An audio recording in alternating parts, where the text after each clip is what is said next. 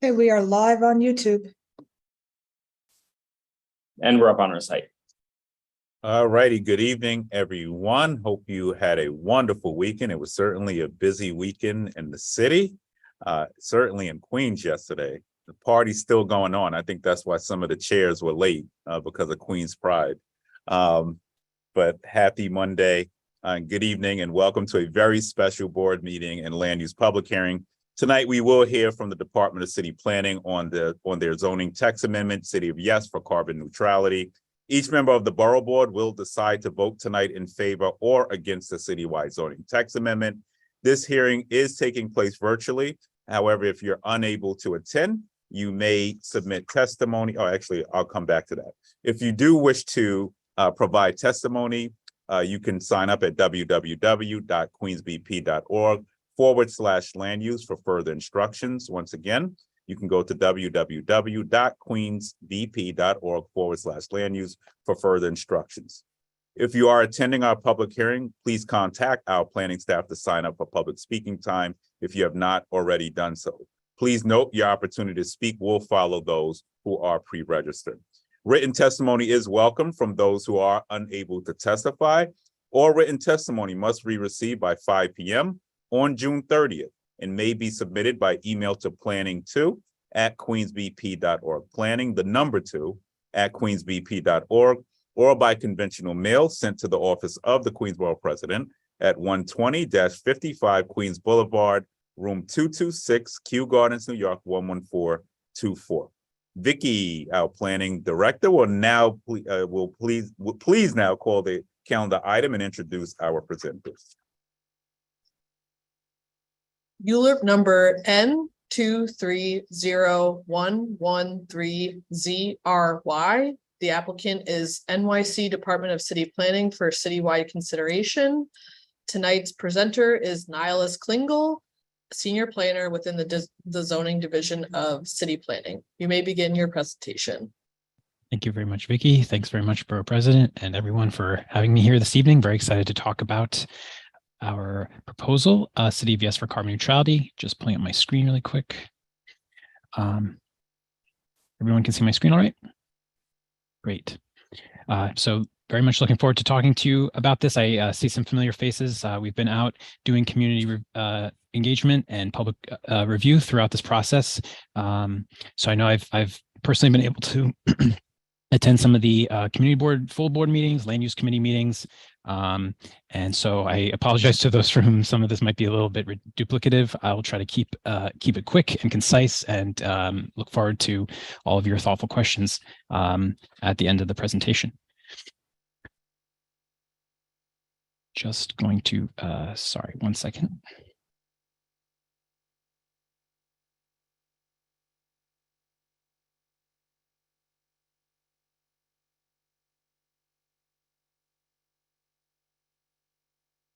Sorry, having one technical glitch. I'm very sorry. One second. Problem.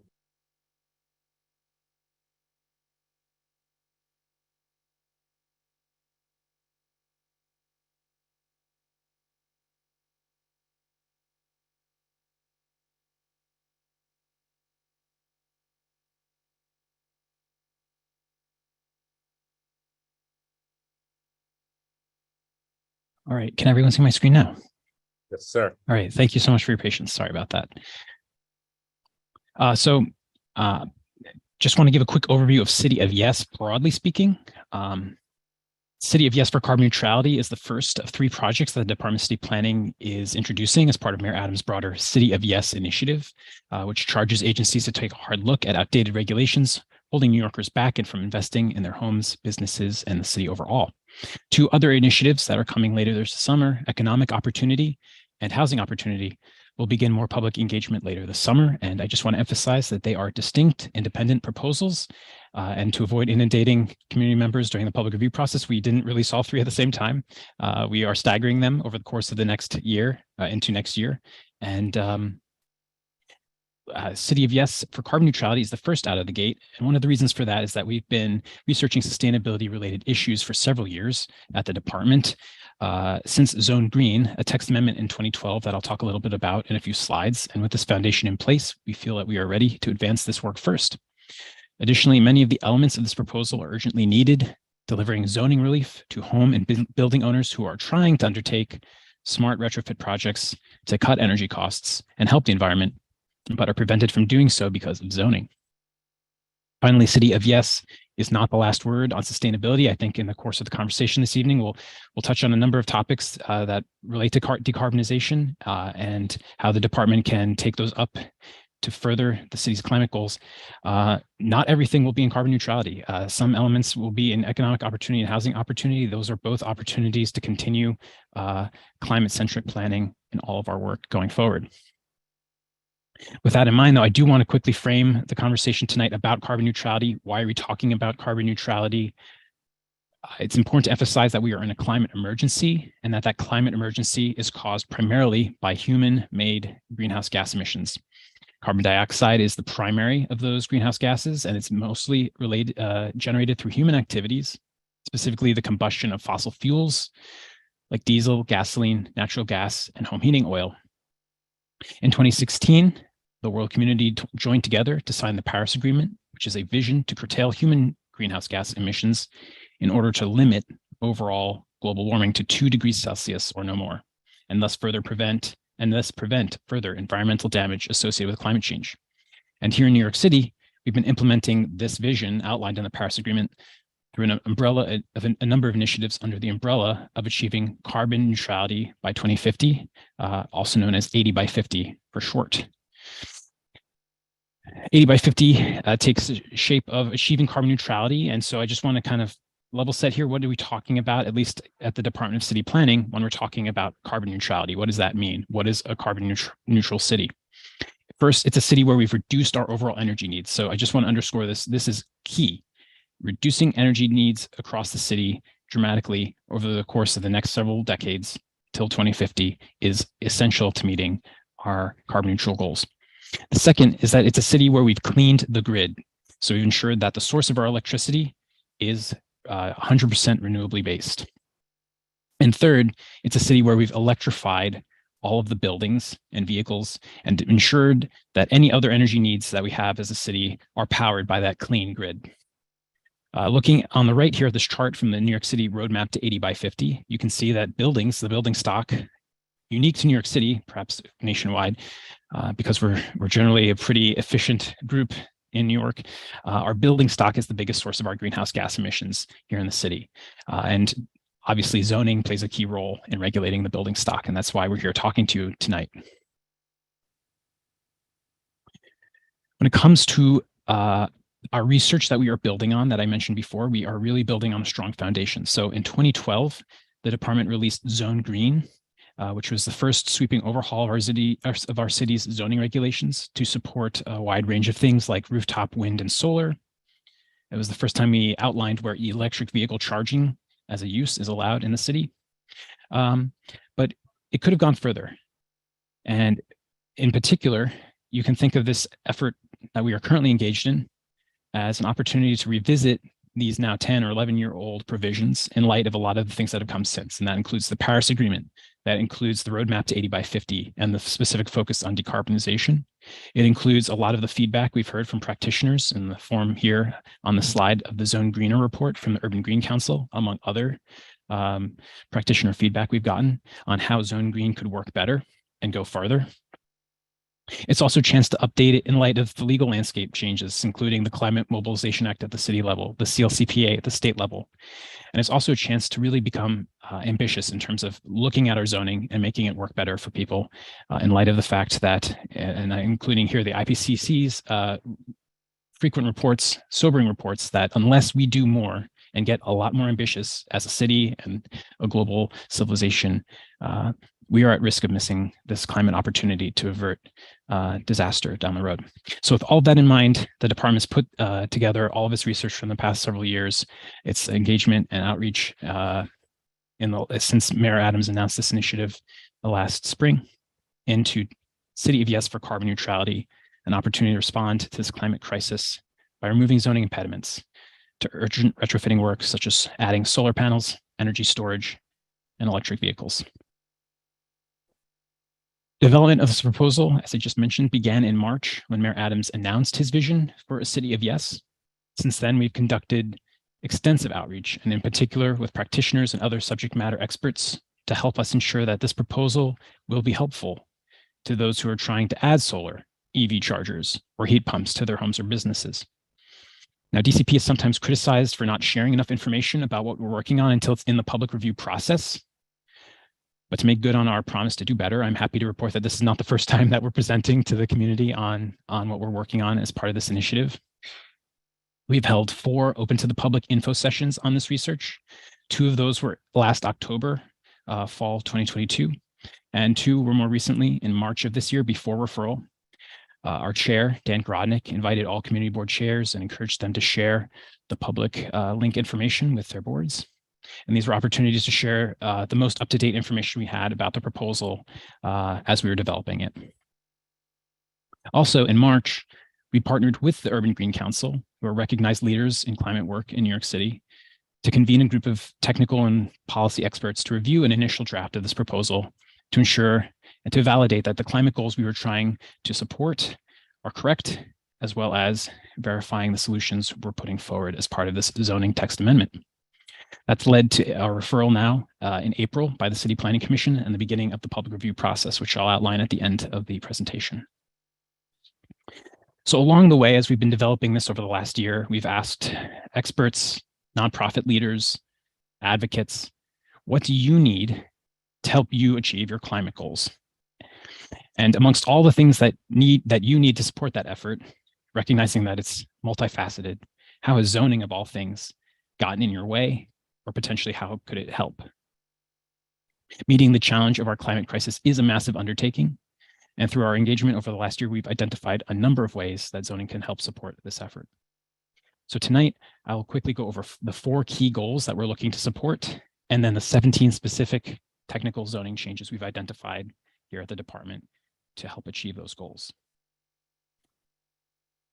So I'm going to present 4 key goals. I just want to emphasize that as I present these key goals and the zoning changes that support them, the goals themselves and what's depicted on slides like this one are the context that we're working in here at the department. These are existing initiatives that have already been set, sometimes at the federal, state levels, or through other city law. And they define the landscape within which these zoning changes that I'll be talking about come into play and can help. So the first of these goals is decarbonizing our energy grid, or supporting the decarbonization of our energy grid. So again, as illustrated on this slide, our initiatives already underway. These are not part of our zoning proposal. They are the context in which our planning work is situated. First and chief among them is that by 2040, New York State, through the nation-leading State Climate Leadership and Community Protection Act, has stipulated that by 2040, all of the energy generated and used in New York State must be 100% renewably based. So this is a key element of our energy policy going forward as a state. That's an all hands on deck initiative. There's going to be a lot of development of renewable energy needed to meet the city and state's energy goals. That's going to mean that we're going to have to put every single or as many rooftops across the city as possible to work generating renewable clean energy for the city.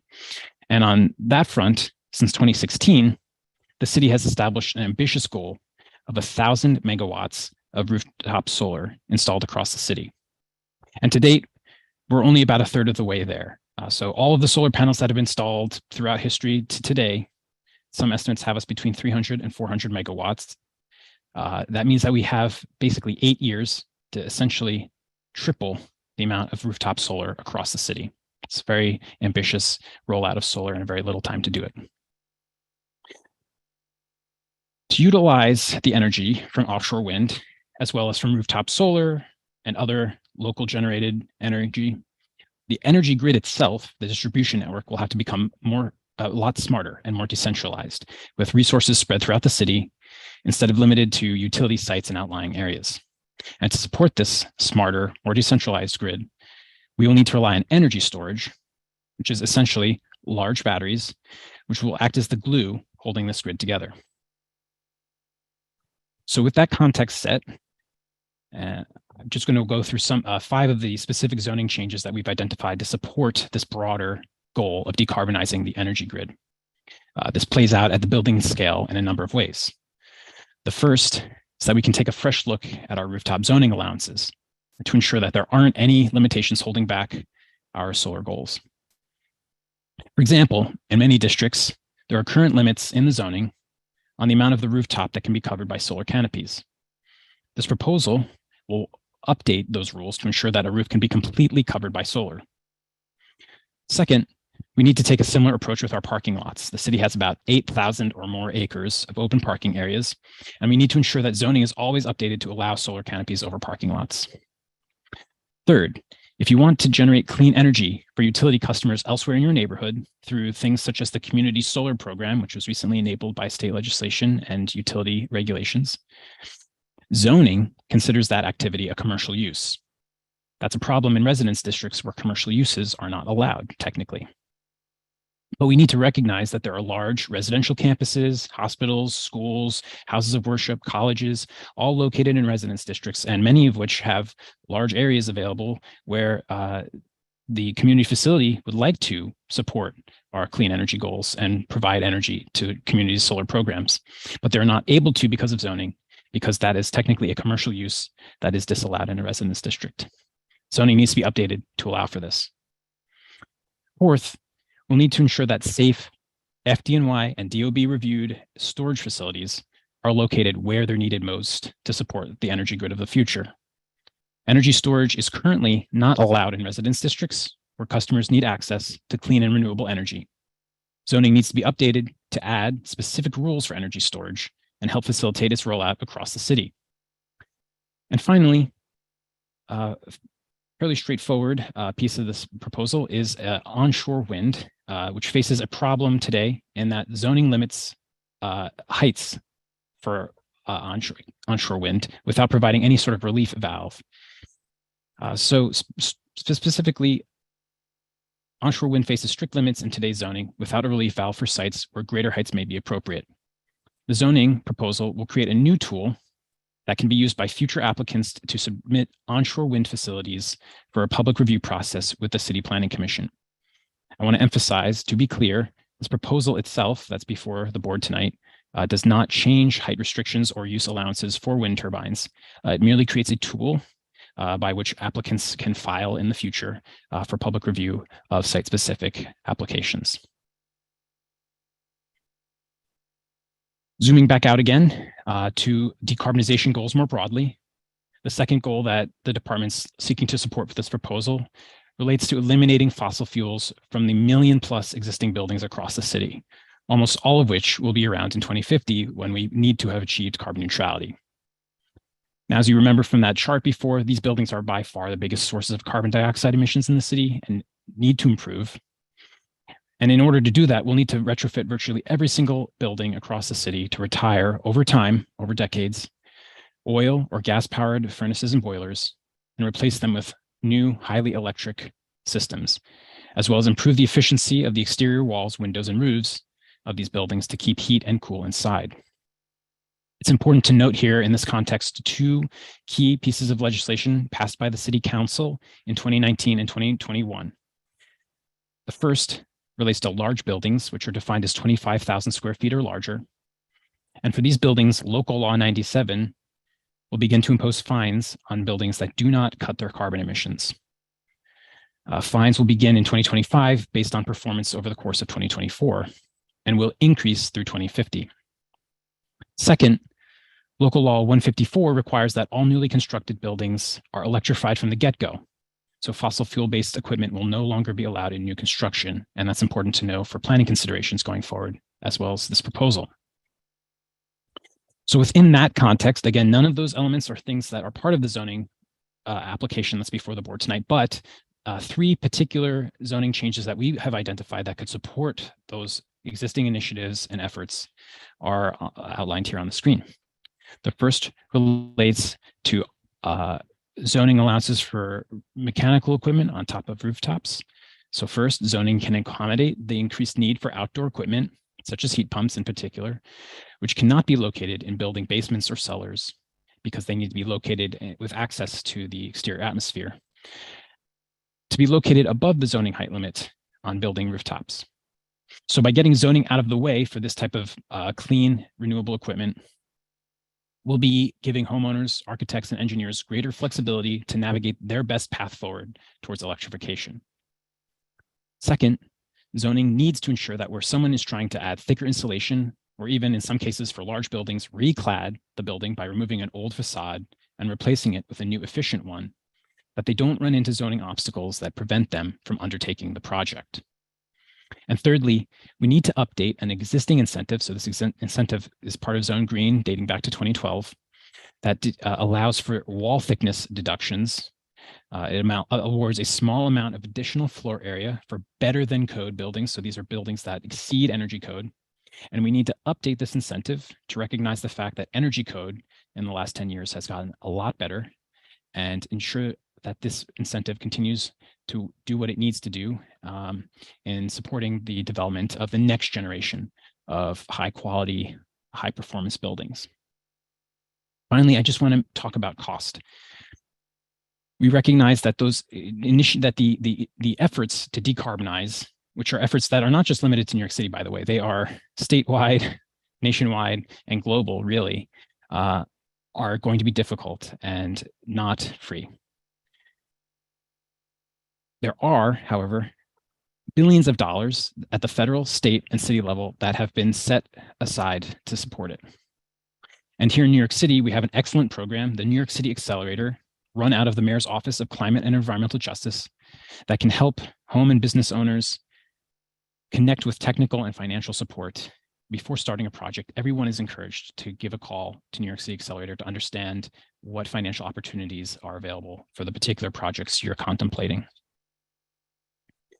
And the last goal, the third goal of decarbonizing our vehicles in the city. Again, these are initiatives that are already underway and are the context that we are working within. They are not part of our zoning proposal. The first element here of the context is that there are currently 2 million private vehicles registered in New York City, and only a tiny fraction of those, less than 1%, are currently zero emission vehicles. Now, to help owners make the switch to electric, federal and state initiatives are needed, and they are underway.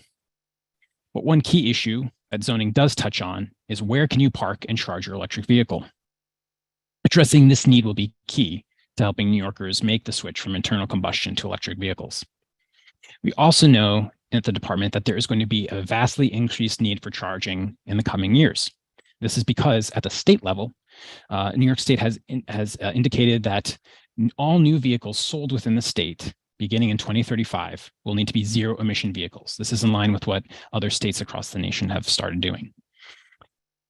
Now that will be a long-term transition, but we know, all of us know, that the future is electric and more vehicles will be electric, and we need to find places for them to charge. And finally, we recognize that the future isn't simply focused on vehicles. The more trips that can be taken on bicycle, scooter, or by foot, or by transit, the better for the health of our environment and our city. Now, within that context, here are 5 specific zoning changes that we've identified that will help support those larger efforts. The first relates to commercial charging. Zoning can allow commercial charging facilities in all commercial and manufacturing districts. They're currently prohibited in about half of the city's commercial districts. Second, zoning can allow building owners to designate a portion of their existing parking spaces to be offered up as public EV charging spaces within the same parameters and confines that apply today for car sharing vehicles in existing parking garages or lots.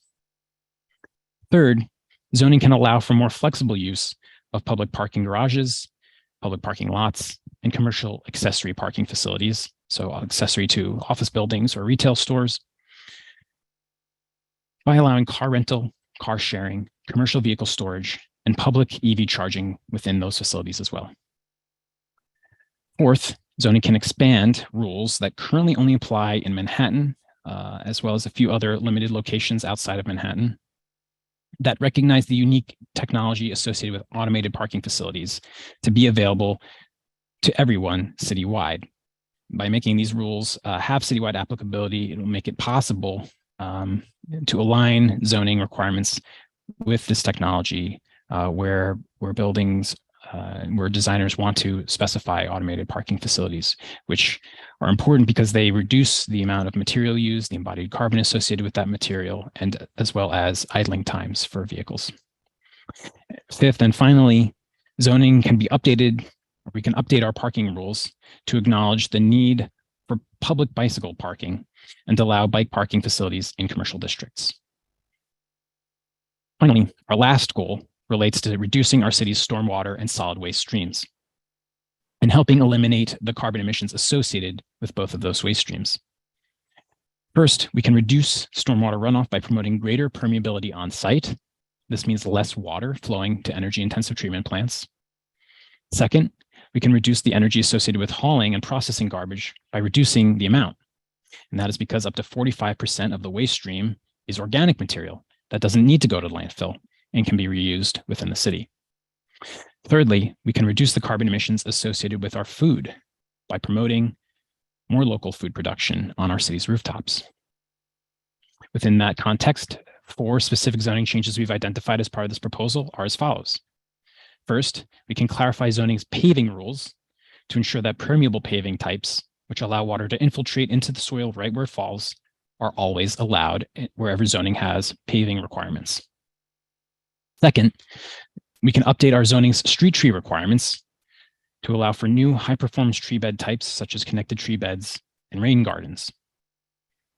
Third, our zoning resolution doesn't even, out of 4,000 pages, does not even mention the words compost or recycling. And it's time to add specific rules to the zoning resolution, clarifying where these uses are allowed to help these sectors grow. And finally, rooftop greenhouses are allowed on top of non-residential buildings, but to build one, current rules require you to obtain a certification from the chair of the City Planning Commission. By streamlining this requirement, we will allow DOB to review applications for building permits and cut costs and simplify the process for those looking to grow food on their community's rooftops. So that concludes our overview of the 17 specific zoning changes we've identified to help support the larger project of decarbonization and keeping our city clean, healthy, and equitable for years to come. I'm happy during the conversation to go into more depth or detail on any of the particular elements of the proposal. But before we do that, I just want to quickly touch on the process going forward. So as a citywide zoning text amendment, this process will continue for the next several months. All 59 community boards will be concurrently reviewing this proposal with their borough boards and borough president's offices. In July, the City Planning Commission will hold public hearings on the proposed changes. That is currently tentatively scheduled for July 26th, that public hearing. If anything changes, I will, of course, let everyone here know. And the latest, actually, for the City Planning Commission vote is that in September, current tentative date is September 13th. Taking into account all that the Commission has heard during the review process, the Commission will vote on approving or modifying the proposal and will then pass it on to the City Council, where the Council will have 50 days to ultimately adopt the zoning changes and make them law. So with that, I want to thank you all for your attention. Look forward to your questions and the conversation. Thanks again for having me. It's a real honor to be able to present this work to all of you this evening. Thanks. Thank you. Thank you. Thank you for your presentation. This is certainly a historic zoning text amendment. As the former chairman of the zoning committee, I can say that myself. So this is on the scale of when I feel like we did ZQA and MIH, certainly on the environmental front. So congratulations on the outreach, because I haven't heard any complaints on that. Thank you very much. What I would say though is, what does the coordination look like? Interagency coordination look like on all of these? Absolutely. I mean, DOB, DEP, DOT. Is there going to be like some new agency or office tasked with bringing all of this together? It's an excellent question. And in fact, there is something of a new agency. So as you know, Mayor Adams, one of the changes he made on the environmental front was combining a number of environmental agencies together. And so the Mayor's Office of Climate and Environmental Justice has been playing a key role leading all of this work across all agencies, including this effort at City Planning. Of course, we've worked very closely with DOB, as we always do. DOB enforces and interprets zoning, so there's a very close relationship there constantly.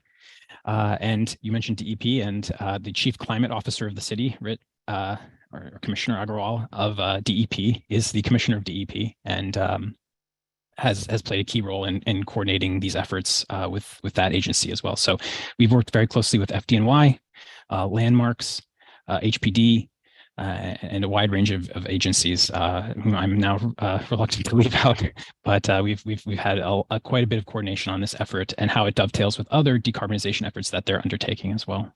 So they're one place that you all are coordinating, because this is massive, and it's going to take a lot of interest. I just wanted to stress that it's going to take a lot of interagency coordination. And we know sometimes in government, I'm not saying the Adams administration or any prior administration, well, I can say prior administrations, we want to give you your just due, your shot. But certainly interagency coordination has not always gone well. One agency doesn't know what the other agency is doing. So I'm hoping that this new office will play a role in sort of making sure they bring everybody together. And the other thing I didn't hear on this is FDNY. And I know from my time chairing the committee, there was a lot of reluctance. Well, let me not say reluctance, and I'm happy to see the conversation moving on, streamlining and ensuring that we can get more solar on rooftops of non-residential and residential, which is a step in the right direction, especially since I passed the green roof spell during my time in the council as well. So I just wanted to know, is FDNY had any concerns on the safety front, and are you considering mapping, where solar is for them? So have there been any concern from them? And because I know this is something that was brought up in the past. We've worked very closely over the course of the last year with FDNY. We absolutely are at a point where this proposal is something that they reviewed and have endorsed. In fact, we have a letter of support posted on our website from FDNY. Just to give you one example of the progress here, the rooftop solar proposal that I've been describing promotes increased solar canopies, which is actually a boon to rooftop firefighting operations for FDNY, where roofs are covered with essentially roof level mounted, ballast mounted systems that are covering this roof surface itself. It presents an obstacle in that it limits where firefighters can walk. But by lofting that equipment on top of FDNY compliant canopies, that actually opens up the roof surface and makes it easier for firefighters to undertake their operations. So that's just one example. There's been a lot of progress also with energy storage in fire code and through FDNY procedures. And I'm happy to say we've worked really closely with FDNY, and this proposal has their support. Well, I know all about that because I had proposed legislation to do exactly what you just said. that never passed. So it's good to see these things come to fruition. I also chair the Environmental Protection Committee, for those who don't know. So these were things we were talking about over a decade ago. Indeed. Yeah. It's a long game. Yes. Without struggle, there can be no progress, as Frederick Douglass said. That's right. And then on the enforcement side, how are you, who's doing that? So that'll still be DOB? Yeah, DOB is the key enforcer for all zoning changes. And in particular, when it comes to Local Law 97, which is a separate initiative, it's not part of the zoning text amendment, but I just highlight that as an overarching environmental policy that DOB is tasked with enforcing. But when it comes to the zoning and rooftop solar, storage, EVs, and some of the elements of reducing solid waste and stormwater, all of that is going to go through DOB through the typical DOB building permitting process. And things like rooftop solar and energy storage have to go through a really rigorous vetting at a specialized unit at DOB to ensure that they meet fire and safety requirements. Now, I know DOB has had some challenges around staffing. So have there been any thoughts around the staffing conversation? And also another place to look toward some legislation I actually had passed going back probably 5 years ago to create the Office of Alternative Energy, which was supposed to streamline all of these processes. So if people had challenges getting information, because, as we see more solar come online, and we can all be proud here, Queens. Queens leads the city in solar installations, but we know that there have been, sometimes there's challenges in troubleshooting. It's hard to get in touch with people in DOB, and this office was really supposed to be tasked with, which is a it was, I'm assuming it's just an unfunded mandate at this point because it's not funded, this office. But this office would be useful in sort of helping building owners, residential owners be able to figure how to streamline getting their solar or wind turbines or whatever they're going to do on their roofs in an easier fashion. So it's just something I wanted to throw out there because I think we haven't mentioned this to the administration, and it hasn't gone anywhere yet, but perhaps we can find an opportunity here to fully fund that office because you're going to have a lot more activity going forward, which we're certainly supportive of. But I just had questions around, would DOB be able to keep up with the pace of the applications, with these zoning, with this zoning text amendment? I don't know if you can answer that, but just something I wanted to raise. No, it's absolutely about this, but definitely something I want to raise. I appreciate that. And then also I wanted to also add that while zoning text amendments are great, community investments are need to go hand in hand. And I know that the city's stretched, but I always say we're going to end up paying in the midst of a major storm like Ida or Sandy anyway. So it's better to spend that money up front, or you're going to pay for it triple, quadruple in the long term anyway. So just wanted to hear, are you thinking in any particular ways, especially for communities that have been impacted or will continue to be impacted? The Rockaways comes to mind. Certainly Hamilton Beach we can speak of. Have we thought of any capital investment or community investments that can tie into this text amendment as well? Yeah, absolutely. Both great points. And I'm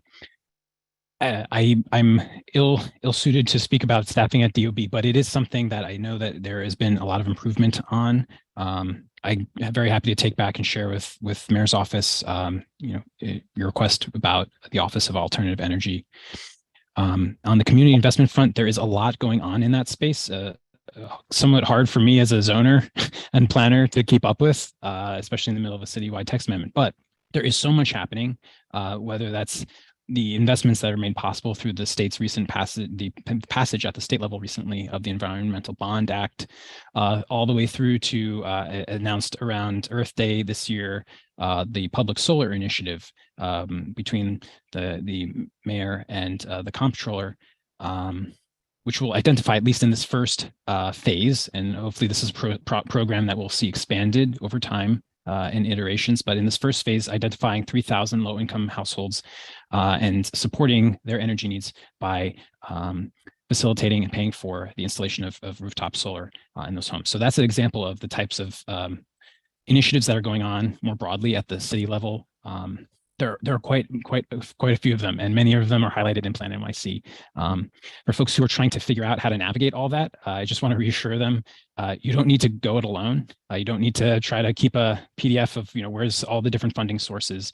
The staff at the New York City Accelerator, which again is run out of the mayor's office, is keeping tabs on a lot of the latest developments in terms of funding for decarbonization retrofits and green energy. So absolutely, if it's something that you are pursuing or contemplating, definitely give them a call. If you haven't given them a call in a while, give them a call again, because the game has changed really at the federal level recently, and there's a lot of opportunities out there. And I just wanted to tie this in very quickly, and I'm going to move on because I know we're going to have questions. What are you doing to highlight opportunities for building owners when it comes to Local Law 97? So I know you mentioned it's the New York City Accelerator program. How does that all tying into this as well? Yeah, so the zoning proposal itself is designed to support people who either are subject to Local Law 97, and again, that's for buildings 25,000 square feet and up, as well as for building owners, homeowners who aren't subject to Local Law 97. Think of a single or two-family home, for example, right? The zoning initiative is designed to facilitate things like common sense initiatives like adding insulation to the exterior of your building, adding a heat pump, adding solar, making adjustments to the EV charging in your building or in your parking lot. A lot of times folks have been trying to do those retrofits because they save money and make sense. and have run into zoning barriers where they can't get building permits because they find that they can't get zoning approval or they are not in compliance with zoning. So we've taken a lot of those lessons learned that have been shared with us and identified a number of places where we can make real straightforward, simple, common sense simplifications, really, of the zoning rules to facilitate people making retrofit, including, for example, adding a heat pump, which is currently something that is limited to single or two-family homes, but something that is certainly appropriate for a 3A family and up. So that's an example of a zoning change that we're making as part of this application to support retrofitting work really across the board, whether you're a single-family homeowner or you're designing the retrofit solution for a large building subject to local law 97. And I just wanted to make sure, and I know we sent a letter over to the administration as well on figuring out ways to incentivize, especially, and I would just want to throw this out there for our co-ops, especially in Queens, not looping everybody into one scenario. We know Manhattan looks different than Queens, so I just wanted to make sure that I also just put that on the record, and it's something I mentioned to the DEP commissioner who will promulgate the rules, that we really need to, and I know for most of all of the co-ops that I've met with in Queens, they want to make this work, but they can't do it alone, and we all know that those costs are going to be passed over to shareholders. So we want to make sure that the city is really not looping us in with millionaires and billionaires. We have affordable co-op owners, in our borough. So I just wanted to put that out there, that we definitely want to hear about tax abatements, tax incentives. I'm not asking for, somebody, in Manhattan living on Park Avenue, but certainly for folks around the borough who are trying to make a living and preserve affordability the same way and ownership at the same time. Absolutely. I've been hearing that loud and clear during the community board outreach, and I really appreciate you making that point and emphasizing it again. It's absolutely something that I will be bringing back. You're absolutely right that the chief climate officer is leading that effort to define local law 97 implementation with the Department of Buildings. And I think that one thing I would offer up this evening is having heard the chief climate officer talking about that effort, really describing it not as a climate penalization act, but as a climate mobilization act, working with people where they are and recognizing that every building has different paths forward, different means available to them, and not necessarily just finding people because they didn't do something, but working with them, meeting their best faith efforts to ensure that we all do work together over that trajectory to 2050 and get there. So I appreciate that point, and I'll be glad to share that with the mayor's office and with the chief climate officer staff. I personally have heard that loud and clear, and I appreciate you making that point again tonight. Yeah, and just the last thing, on your composting was very broad, and we were thinking of, and I think it's composting incinerators, especially for residential buildings. So just any thoughts on that? I think that's right. Yeah, I'd be happy to go in more detail on that, but at a broad brushstroke level, definitely no incinerators. Definitely don't want anyone burning anything. That's contrary to the spirit of decarbonization. But basically things that are straightforward and things that we all recognize, right? Like composting associated with a community center or a school, accepting food scraps or yard waste. These kinds of things have actually run into zoning problems and received violations because they technically aren't allowed. They aren't spoken about in the zoning resolution. The zoning resolution, like I mentioned, doesn't have the word composting in it. So the proposal really is designed to clarify and create a pathway for that sort of straightforward common sense composting that we see in other neighborhoods and other jurisdictions.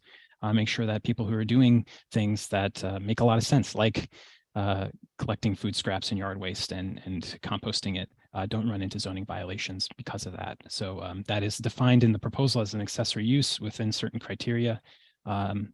And that's the vision there. Right, perfect.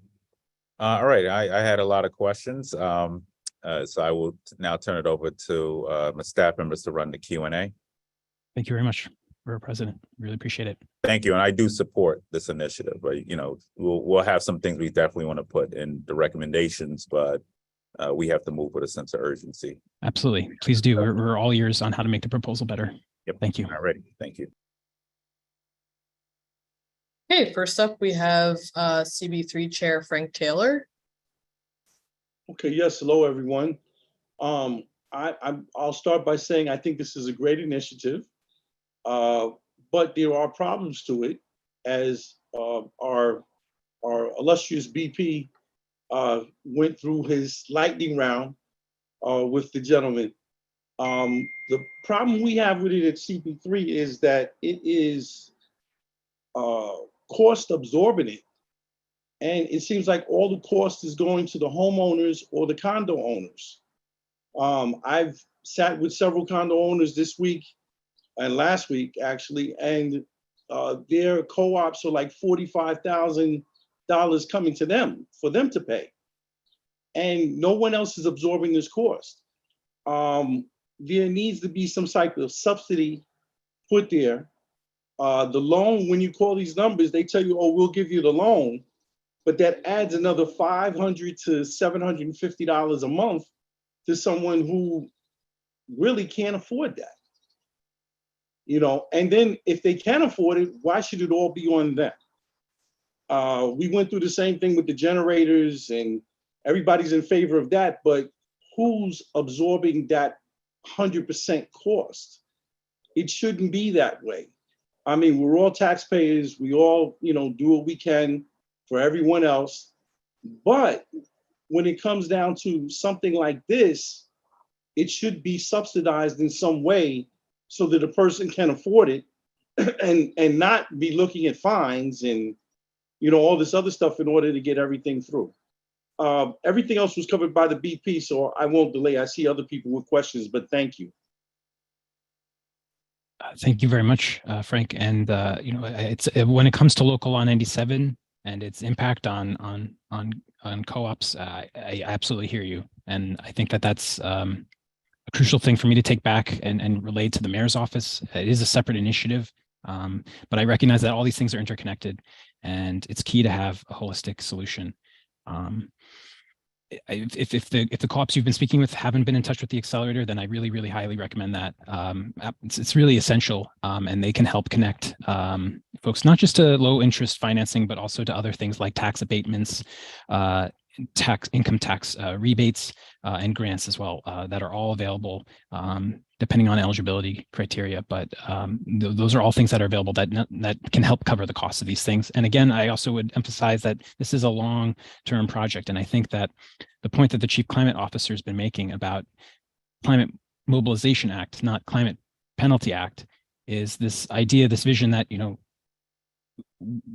folks who are trying to make efforts here, recognizing that it will take a long time. It's not something that people can do next year, or maybe even in the course of the next 5 or 10 years. That where there's incremental improvements over time, that's something that has to be recognized, and that folks who are doing that should not be facing fines. So there's not a lot more I can offer on that, since I'm not in the lead on local law 97 implementation, but I will absolutely take that back, and I can promise to really advocate based on what I've heard tonight, as well as at the other community boards on that issue. So I really appreciate that point. Thank you for raising it. Thank you. Thank you. Next, we have CB14 Chair Dolores Orr. Good evening, everyone. I do have a few questions and comments. In terms of the onshore wind, about 15 years ago, probably longer than that, when Edgemere landfill was finally closed, the community board looked to have windmills placed there, and we were not successful in getting anyone to buy into our idea of onshore wind. So thinking about that, has the city looked at allocating any city land that's not buildable for onshore wind? So Dolores, on that too, we so, and I believe my staff could follow up on Edgemere landfill. So through the Far Rock rezoning, we actually had negotiated, I believe, sanitation to turn that over to parks, and that Yes. has happened. yes, So we are now in very initial conversations, and we've sort of pitched the idea of a solar farm. I mean, it could be a wind farm too, But there's still a lot of stuff we have to untangle between the feds and the state. So, but we got that done, and that was recent, the lawyers Yes. working together. So So Community Board 14 was way ahead of anyone more than 15 years ago trying to do that. well, James Sanders, James Sanders was talking about that 15 years ago. So, yeah. Yeah, so local law 97, I really have a concern in terms of fines out of 2025 because there's a population of buildings that I think many people forget about and some may not even be aware, and that's the Mitchell-Lama co-ops. Okay, so they are affordable housing, so certainly they do not have any stockpile of money. And in fact, most of them are so old that right now they're getting loans to upgrade electricity and plumbing. So I think the city needs to reach out to the Mitchell-Lama Coalition, the CU4ML, which is Citizens United for Mitchell-Lama, because there's not a Mitchell-Lama board co-op that has $1 to put to any of this. I can tell you because I get on the monthly meetings. I know we all are going to bring up local law 97 tonight, but we Yes. conflate. This is a zoning text amendment. Okay. I don't Okay. want this to just hang on him Gotcha. because this Okay. is not his. This is more for DEP. Okay. I want us to all make that point because we want to make that a point Yes. in our recommendation, Yes. but that's not him. He's, Okay, I got don't it. want So, him to get eggs thrown on him all night. yes, yeah. Not him. Okay, so zoning changes where you're going to allow a percentage of the residential spaces be turned over for public use for charging stations. I have a concern with that because I don't know a single building that has sufficient parking for their residents and for some of those spots to be taken away for use by the public rather than by the residents. That option is there. I have a concern about that. Another issue is, and maybe I read the chart wrong, but they said it looked like the review process, according to the slide, was ended in July and all the community boards are done in June. And then I was wondering on the zoning, the allowing of porous paving. I find it strange that in any new development that it wouldn't be a requirement rather than just an option. And that's all I have for the moment. Those are all excellent questions. So let me back up and go through them. And just on local law 97, I appreciate that, Borough President. That said, I understand that's something that's at the forefront of everyone's mind. So I do want to welcome anything you want to share with me about it. And I'm happy to share that. I promise I will share that with the mayor's office and those working on local law 97 implementation. I do appreciate differentiating that from the proposal. Thank you very much, Borough President. On the permeability question first, I guess that was your last question, so I'll go backwards. That's fine. It's a great point, and I think that there is opportunity in the future for requirements to be put in place. Those would likely come through a different vehicle, whether a local law or building code. The zoning is ill-suited for that requirement, partly because it cannot function retroactively. Zoning is something that guides development and retrofit and adaptive reuse going forward. But where a parking lot's just sitting there, no one's doing anything with it, zoning isn't coming into play. So the key from our perspective has been clearing the pathway. Everything in this proposal is an allowance. It's not a requirement. There are zero, I can certify there are zero requirements in this proposal. What we're trying to do is make it easier for people. There should be a requirement for any new development, that it's a requirement and not an option. Absolutely. I appreciate that. And let me I'm say happy this to share too, that. but let me add this. Most developers are doing this already. And that's in light of, and I mean, we meet with developers all the time. One, everybody's going to have to convert. If you don't know, now you know. By 2035, the US won't be making any more gas guzzlers. So I think we do have an obligation to get ahead of it I will say for the buildings, including Beach Green Dunes and the Rockaways, it's worked out well. I definitely get the public piece. But, you know, I think in light of where regulations are going, it's better to get ahead of it now than to wait. But each, you know, you're not mandating 100% of a lot or a percentage, correct? No, we're No. talking about Permeable permeable. paving? Yeah, We're talking about the EV. No, But no, even no, on no. that, permeable paving takes water out of the storm sewers. So that is helpful, right. right? That's and why I most- feel it should be a requirement. No, but most developers For are new. doing it. Most developers are doing Mhm. it.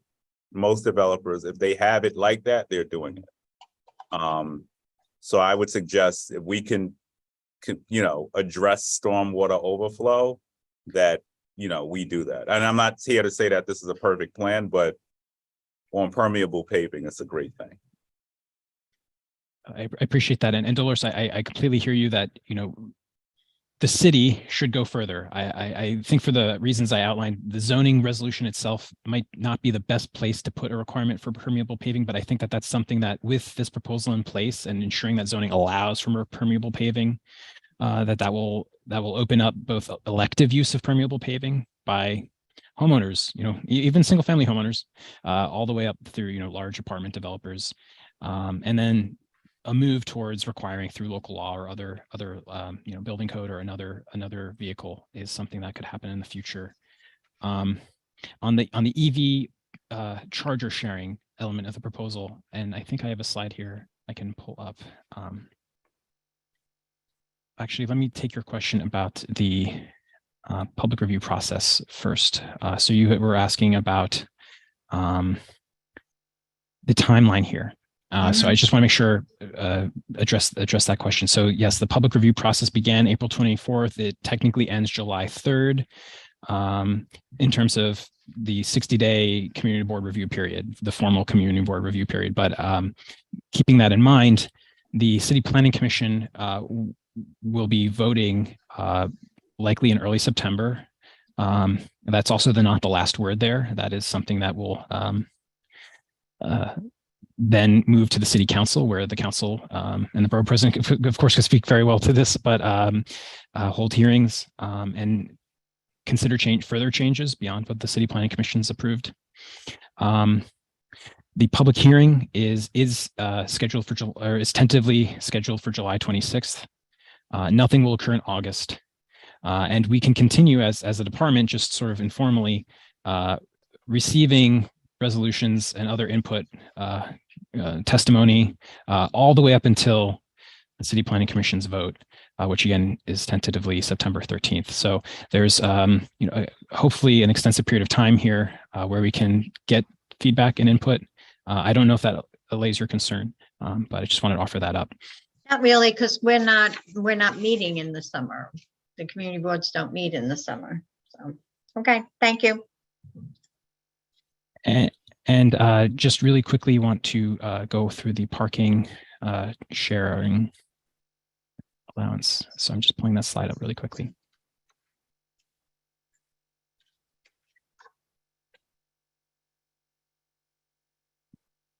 Currently, so this piece of the proposal relates to accessory parking spaces and group parking facilities. So that's really like a larger parking facility serving a larger residential community facility, commercial manufacturing facility. So establishment.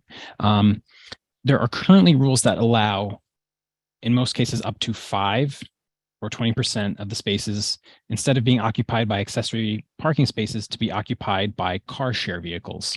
Car share vehicles are, you know, commercial services that basically park a vehicle there and it lives there, and any member of the public can come into that facility, rent that vehicle, generally using an app or website, and then drive around, bring it back to that same space. The proposal here is, again, it's an elective one. So we are not stipulating that people reserve parking spaces for this purpose. We are not taking away people's parking spaces. We are creating an allowance that says if a building owner or a co-op board had unused parking spaces, and I recognize that's not going to be the case in many places or everywhere, but where they would like to elect to offer some of those spaces, not currently just limited to car sharing, but if they would like to offer it for public EV charging, that is something that the zoning would allow, and those facilities would not be subject to a zoning violation. However, that is the case today. If someone has accessory parking spaces and they want to offer it to public EV charging, that is technically a zoning violation. And so this proposal is getting out of the way of elective charger sharing like that. So the districts where it's relevant are sort of multifamily districts, so R3, 2, and up. So single family and 2-family homes, this is not really relevant. It's really in larger facilities with more spaces, where car sharing is already allowed, and in the proposal, car sharing and charger sharing would be allowed. And so just to break that down across districts in this map on the right, the darker green areas are the commercial manufacturing districts where full-on public-oriented charging facilities are allowed. You could open up a facility in a commercial district to charge electric vehicles, the purpose-built. In the light green areas, those are the residence districts where commercial uses aren't allowed, and where this charger sharing opportunity, if building or co-op boards want to take it on, would be available. So hopefully I've answered your questions. Please let me know if I missed anything, but hopefully that was helpful. Yes, thank you. Thank you. Thank you. We're going to go ahead and move on to second vice chair of Board 7, Warren Schreiber. Okay, thank you very much. Hi, Warren. Hi, Niles, how are you? Good to see you again. It was part of your presentation, and that's why I'm bringing it up. You mentioned the New York City accelerator, and I'd like to clarify something about that program, if I may. First, I just want to say that in Queens, most co-ops are affordable housing. Now, the accelerator, what that does, it puts you in touch with other loans. And these are not low interest loans. These are market rate loans. And one of the places that they push you is towards the PACE loans. And the PACE loans, they can be very risky. As a matter of fact, right now, they're just not available. The banks are not issuing any of these PACE loans. But when you take out a PACE loan, as I said before, it's not low interest, it's market rate. And also, it becomes the first lien on your property. So even if you have a mortgage, you stand the risk of losing your property to that PACE loan, not to the mortgage. That PACE loan becomes the first lien holder. Also, if you have a PACE loan and you want to move ahead and obtain a mortgage, well, Fannie Mae, Freddie Mac, and the federal home loan agencies, they will not finance any mortgages to properties that have a PACE loan. So the only thing I would say, Knowledge, is that when the accelerator program is mentioned in these presentations, maybe people should be cautioned and and make it known that there's some risk to this, and they're not really low cost loans. They're not low interest loans. These are market rate, and there's a risk to them. And I just wanted to clarify that. But the other thing I wanted to say, my other concern with this is we're being pushed to electrification of everything, heating, the way we cook, and how is the current electrical grid going to support that additional surge? And if you think back, this past winter, right before the holidays, right before Christmas, we had a cold spell. We didn't have many this winter, but we had one cold spell. And for the first time in my memory, and I remember quite a few winters, but for the first time that I remember, Con Edison actually asked us to lower our electrical usage during the winter. I never, ever remember that happening. So what's going to happen when we have this extra surge because of this electrification, and Con Ed can't meet that need? Those are great questions, Warren. Thank you. First, on the accelerator, maybe that's something that you had a number of really detailed concerns and they all sound valid. I think if I may, it would be great to follow up and with you and meet with you and some of the folks we've been working with at the accelerator to better work through some of those issues. I appreciate you bringing that up. Okay, I look forward to working with you on that. Absolutely, great. My understanding has been that there are non-financing tools that are available as well. But you know, I'm always learning new things about this too. So that's something that I'm looking forward to following up with you and with the accelerator. On the energy grid, and how is the energy grid going to support electrification? It's an excellent question, and I want to just caveat this by saying I am not an electrical engineer. I'm a planner, but basically the way that the grid works right now is that there are constrained areas in the distribution network. So it's not a question of energy supply. I think perhaps the issue you were facing may have been, and I don't want to speak too much to it because I didn't experience it, but so taking you at your word, it was winter, and Con Edison reached out asking you to reduce your energy intake. Generally, something like that might be hyperlocal to a deficiency in the distribution network that is unique to that particular neighborhood. And right, Niles, I'm sorry to interrupt you. I'm sorry you misunderstood. It was probably me. I didn't say it well. They asked the entire city of New York to lower their energy consumption. So it wasn't just one. It wasn't just focused on where I was. Okay. That's Warren, that normally comes at the peak of the summer, and we just did a call with Con Edison today to sort of get prepared, for this summer, because I've seen at least 4 notifications of outages over the course of the last few weeks. But I think the overall bigger picture here is by doing some of this, by incorporating more solar, you're actually allowing more energy to get to be on the grid. So that's the point of doing all of this. And Con Edison is actually undertaking some transitions. We just did a transition in Astoria, for instance, on a plant as well, which the staff can speak to more of the stuff and more the lingo, but also undergoing this as well to try to free up as much space, because we are going to see more blackouts. So, last year, for instance, and I know Frank can speak to this, CB3, I believe it's Frank, right? Elmhurst Hospital was told to reduce their power. And, we fought against that. Con Edison wasn't wrong. They were seeing something on, a larger amount of usage on the grid. However, we fought obviously back against them telling Elmhurst to lower their energy, because they're a hospital. But the point is if we do not act, we're going to see a lot more of that. So I think the tools that they are allowing us to pursue through some of this will help with that in the long term, because there has to be a natural transition. But right now, we are in a state of emergency, and we're going to have just as many 90-degree days as Atlanta, which is unheard of, which is projected. So we have to move with the sense of urgency here. And I will say, I'm not here to defend Con Edison.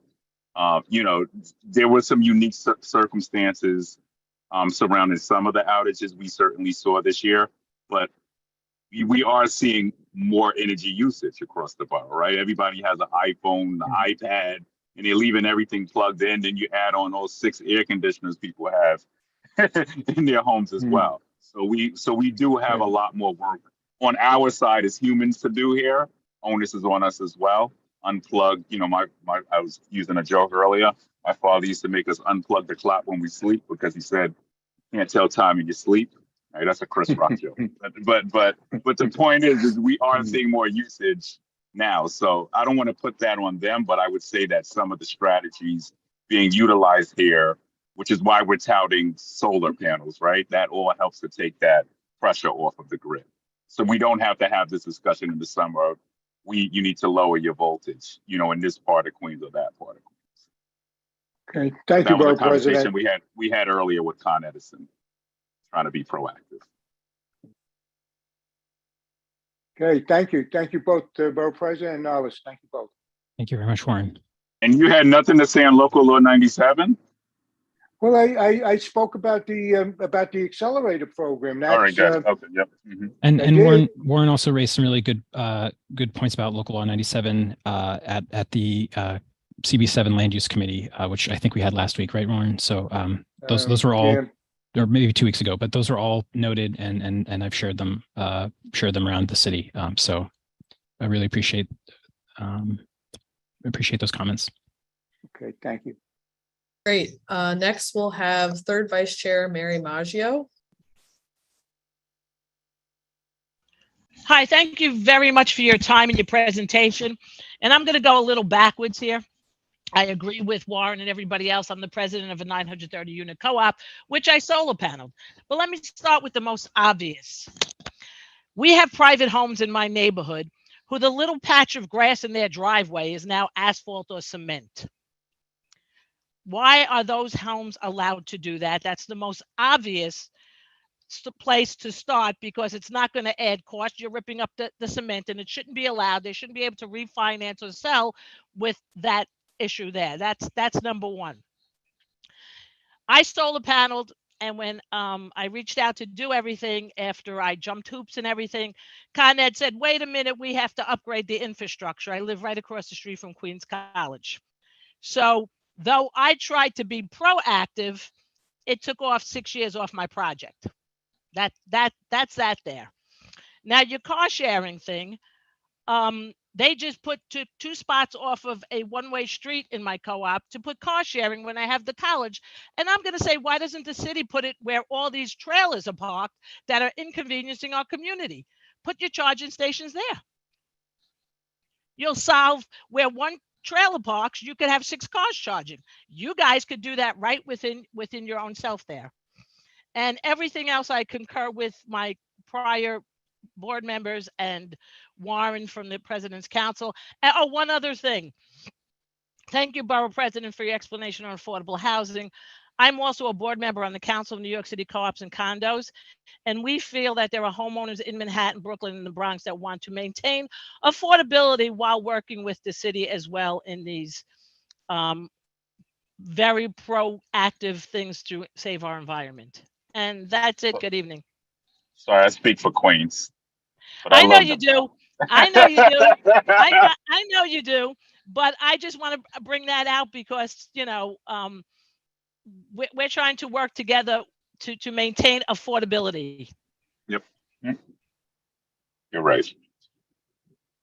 Those are all excellent points. One particular thing I do want to respond to and offer a little bit more of clarification on is just to reemphasize that with the EV charger sharing, again, that is an allowance. It is completely off street, by the way. The zoning regulations, zoning rules apply only to the off street side of things, the private property. DOT, of course, regulates streets, the street design, the right of way, and also the on-street charging program. So there's sort of like 2 angles of attack here: DOT on street, DCP and zoning off street. So what we're trying to do is make it easier on the off-street side to provide car share, EV charger sharing. But I absolutely hear you on the curbside EV charging rollout. And sounds like you had a particular concern about car sharing specifically, not EVs in the right of way. And that's something that I'd be glad to follow up with you and learn more about in the particular place that you mentioned. Thank you. Thank you.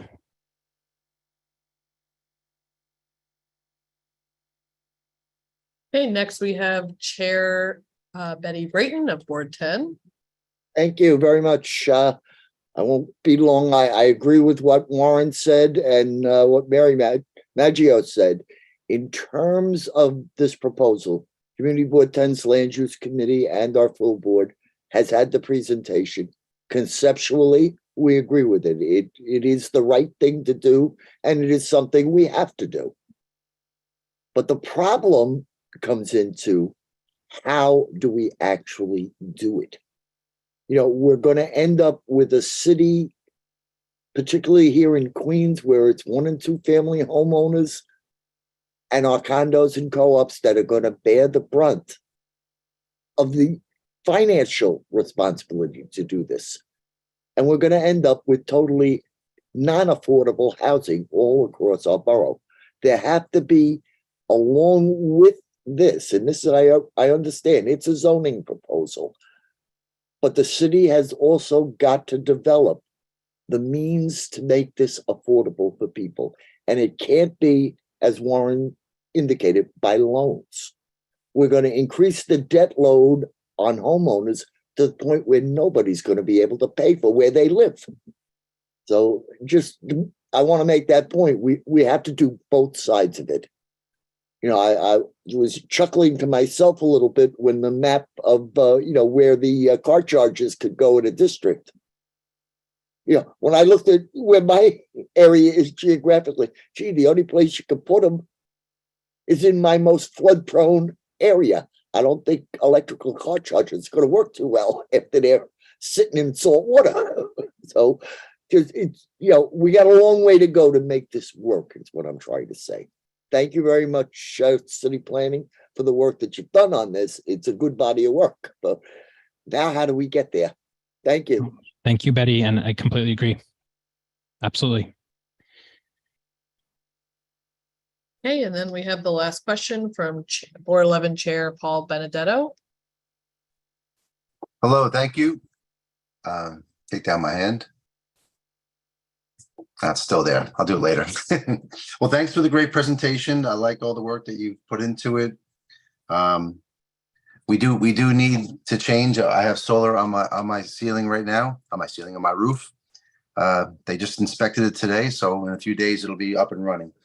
And I've driven a Prius it's our third Prius we've been on. Why are we leaving hybrids out though? Prius gets 50 something miles per gallon and it uses less carbon, it's less weight. So is there any room for hybrids in this program? In the zoning text proposal, there's absolutely the opportunity for plug-in hybrids to benefit from all the same EV charging infrastructure. At the state level, and again, this is something that these are decisions that are happening at much higher levels than our zoning text amendment. But the state has indicated that long term, the new vehicles being sold will be zero emission vehicles. Right. That's going to be electric vehicles largely. There could be other technologies that emerge and become commercially viable, but generally it's going to be a vehicle that has no carbon emissions. Hybrids, of course, have some, less, for sure, a lesser degree of emissions, but in a zero emission world,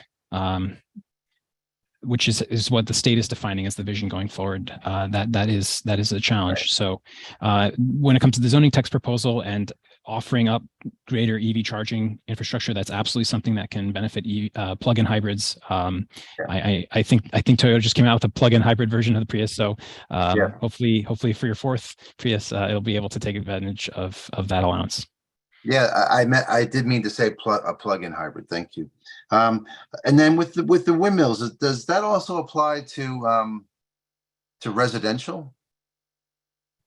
It's a great question. I may not have done a great job going into detail on that piece of the proposal, but basically what it is doing is it's simply creating a new discretionary action by which future applicants can propose sites. So the current landscape, if you want to do one of these things, and perhaps one of the issues that's been challenging the Edgemere installation, and that was also very exciting, by the way. I would love to learn more about that. If I can be involved or helpful, I would love to. But it's the fact that it's not really clear how to proceed from a zoning perspective doing something like that. On city-owned sites, so there's an FDNY facility in Fort Totten that approached us, wanted to cover some of the power of the training facility. I think it was about 10%, with 3 to 4 turbines that would be about 90 feet tall. It's a great site for it. They have good wind speeds. It's far away from homes. The challenge is that they are located in an R32 residential zoning district, and the height limit there is 35 feet, and there's no way around that. Since it's a city-owned facility, they were able to get a mayoral zoning override, and I think that project is proceeding. Right. Maybe not very fast, but it was a lesson learned for us here at the department that there is no tool that a private party could use like the FDNY did. Mayoral zoning overrides aren't available except for city-owned facilities. So all we're trying to do with this authorization that's mentioned there is create a tool for future applicants. We are not changing any of the land use regulations for where wind can go, or we're not changing any of the heights allowed. So any future application in Queens would be going through that authorization process, coming before the public city planning commission, going through public review process, pursuant to the new tool that we're creating. Right, but thank you. But isn't it true that these changes that are being proposed for windmills mean that you can actually put the windmill higher than the rooftop? Not on an as of right basis. So Okay. whomever is looking to develop onshore wind in the future would need to go through this authorization process. But the benefit is that it will be clear what process to go through. Whereas today it's been sort of vague and unfortunately tilted towards the city-owned facilities because of that override availability. Right. Because unlike solar, I mean, solar it just sits on the roof. So, but in Northeast Queens, we have a lot of waterfront and in CB7 and CB11, and to have windmills behind someone's house is going to be, I don't know, it just sounds, I know that's not what you're saying, but that's why I brought the question up.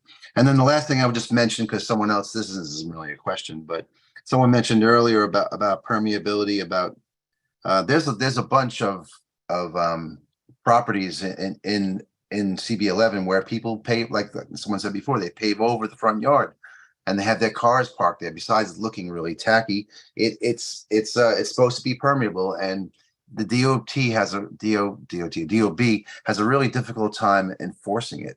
If you go onto the Acra site and you look up a property, you see fines that are there, but it's still there.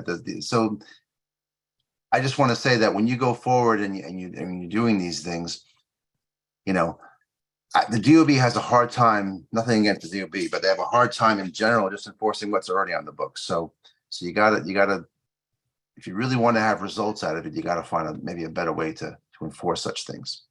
Absolutely. And I can speak to that a little bit more in detail. And I know Mary brought that up as well.